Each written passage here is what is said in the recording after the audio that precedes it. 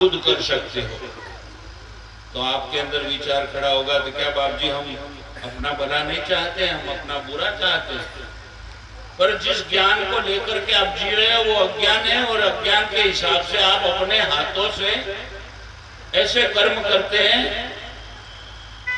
कि तीरने की जगह डूबते हैं, क्योंकि आप केवल एक बात को बनाए रखने के लिए जीते।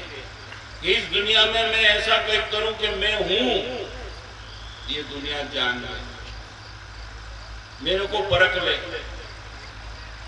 मैं सबके अंदर छा जाऊं, दुनिया मेरे को जानने लगे। और जान जाएगी तो क्या हुआ?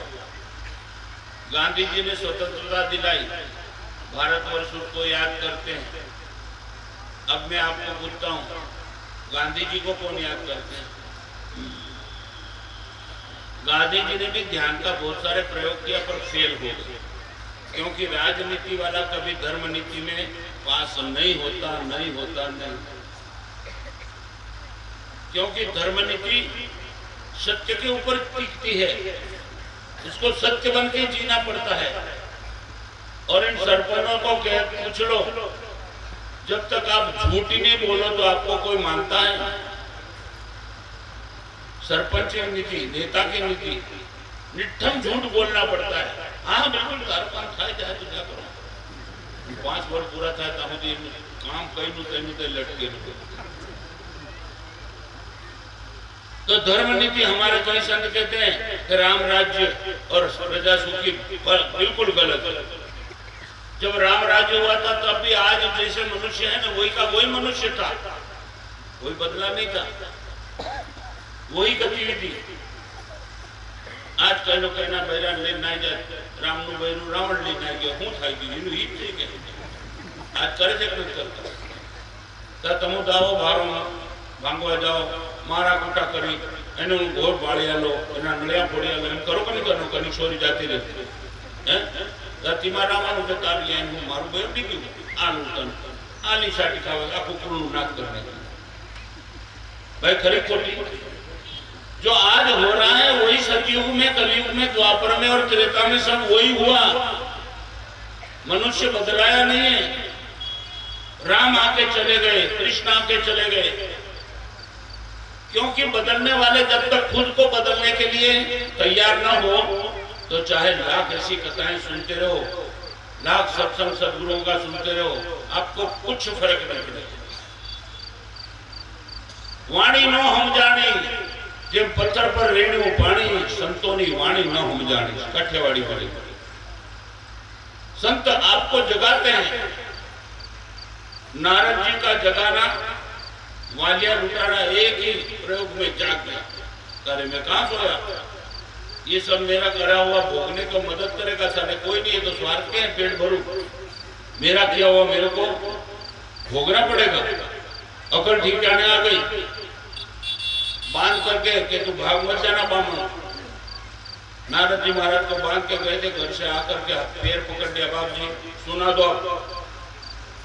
इतना सुनाया था नारद जी ने। नारद जी ने कहा बेटा राम राम करना। कितना? राम राम 4 अक्षर, इससे अधिक सत्संग किया था। पर जिसको खुद को बदलना है, वालिया ने स्वीकार कर लिया अंदर कि बस अब राम में जीऊंगा। राम करते करते मरा आया तो मर गया, मरा करते वालिया मर गया, और उसमें वालिया में कृषि प्रकट हुआ। ये प्रक्रिया है। स्थान को बदलना नहीं है, समय को बदलना नहीं है, खुद को बदलना है। तो सदगुरुओं के पास में जब खुद बदलाने को लिए नहीं जाओगे तब तक ये धर्म नहीं समझ में पड़ेगा। हमारे कहीं आजकल ऐसे चेले हो गए कि लावन के गुरु ने बदली की, मैं तो नहीं बदला, गुरु को बदल तो एक गुरु ने बीजो गुरु। हम तो गामड़े गामड़े टेकरे टेकरे मानी दुकान माटी राखी, पीर की दुकान माटी राखी, बाबा शिव की दुकान माटी राखी, दुकानों घनी थी जही जाए कहीं माल मिले, और एक से एक सस्ता माल।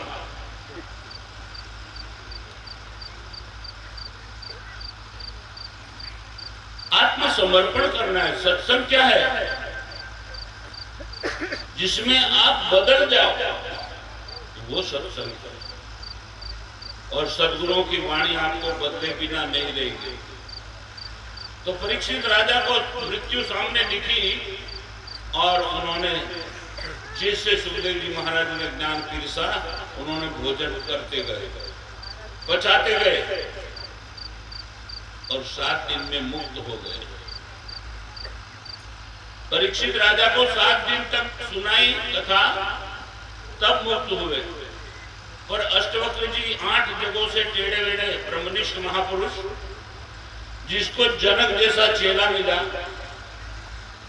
अष्टवक्र जी यहां से मुख से जैसे निकले शब्द और वहां प्रकट हो गए।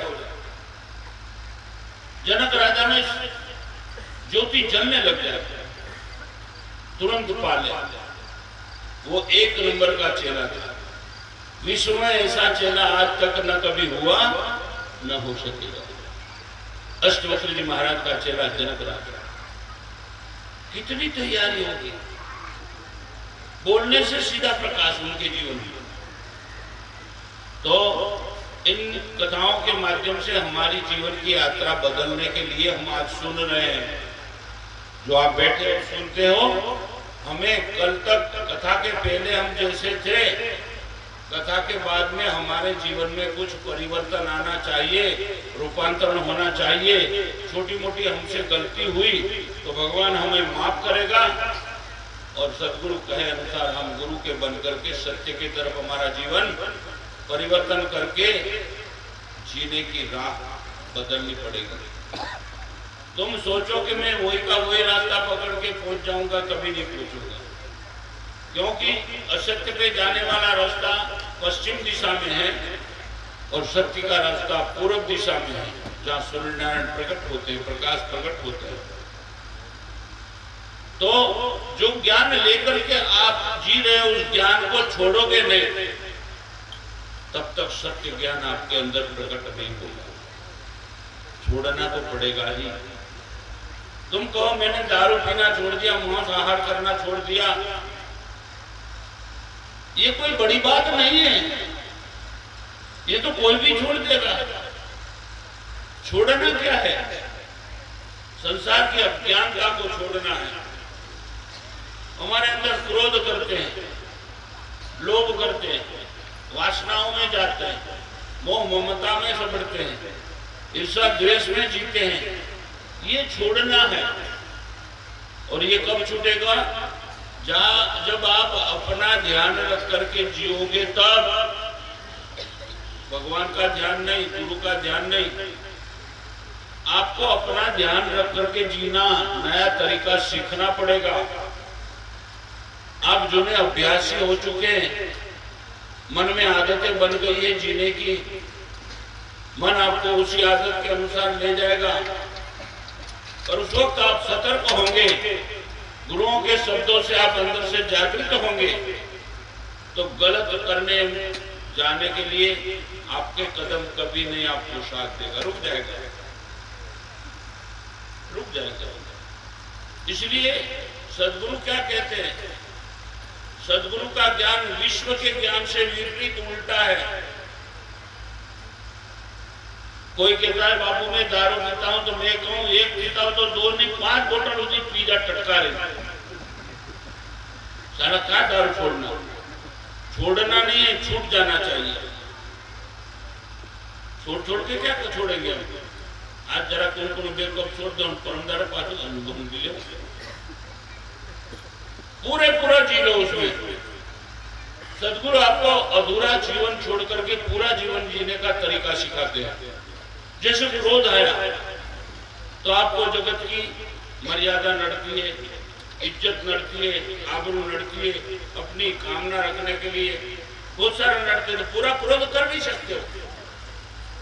आपके अंदर काम वासना भड़की है, किसी का डर है, वासना में आप पूरे नहीं जा रहे। सद्गुरु कहते हैं तेरे को क्रोध है, भरसक क्रोध कर ले, अंतिम क्षण तक उसको लपेट ले। वहां जाकर के क्रोध का परिणाम क्या आता है तेरे को खुद देखना है। क्रोध का परिणाम अब थोड़ा क्रोध कर लेते हो, फिर कहते अरे मेरी गलती हो गई, माफ करो, भूल हो गई, पश्चाताप है, माफ कर दिया, फिर क्रोध करने के लिए तैयार हो गए। सदगुरु कैसे, ऐसा नहीं